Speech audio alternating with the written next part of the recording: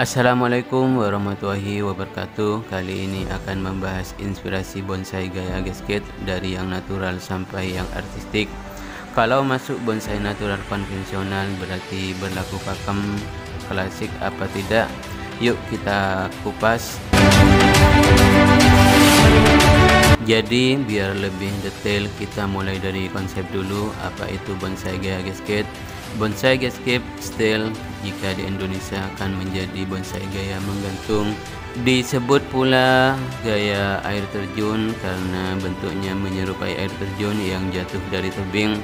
Tebing yang tinggi ini diwujudkan dalam bentuk pengguna pot bonsai yang tinggi pula.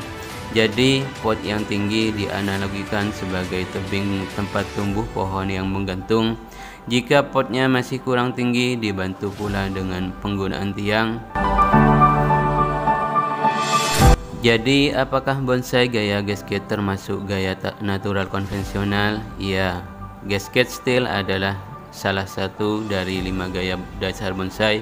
Keempat gaya lainnya nanti kita bahas dalam teori berikutnya. Jadi mohon disimak dalam channel Pecinta Bonsai Madura. Jadi jika termasuk bonsai natural konvensional berarti terikat pakem, maka saya katakan iya, aturan bonsai klasik konvensional berlaku umum untuk semua bonsai natural, sama seperti bonsai formal yang sudah direview di channel Pecinta Bonsai Madura.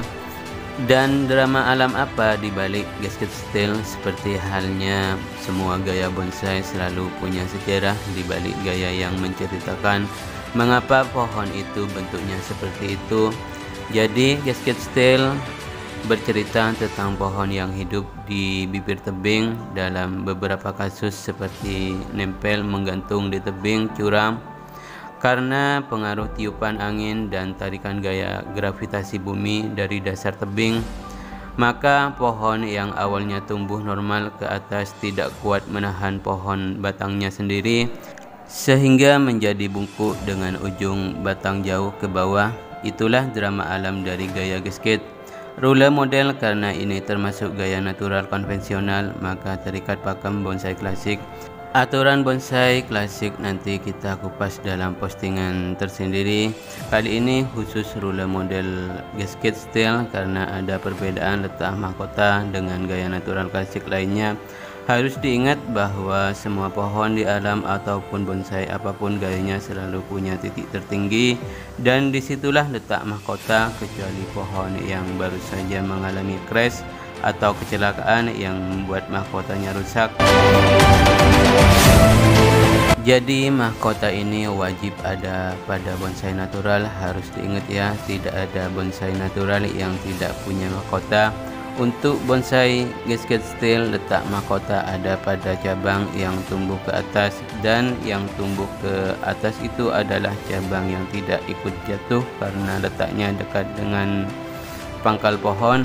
Berarti yang mana? Pasti cabang pertama. Jadi cabang pertama inilah yang menjadi kandidat terkuat menjadi pengganti mahkota pohon yang tadinya berada di ujung pohon. Karena batangnya jatuh melengkung ke bawah, maka mahkota tidak lagi di ujung, tapi terbentuk baru di cabang yang tersisa di atas.